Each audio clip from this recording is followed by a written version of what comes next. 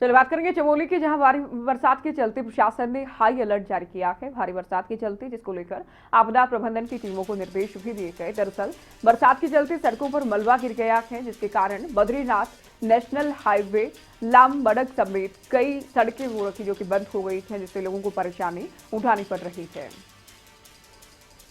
तो प्रशासन की ओर से अलर्ट जारी किया गया है। बरसात को देखते हुए जिले में भारी बरसात हुई है और इसके चलते भूस्खलन की खबरें भी जो है सामने आ रही हैं। सड़कों पर मलबा गिरा है और इससे यातायात जो है, ट्रैफिक जो है वो भी बाधित हुआ है।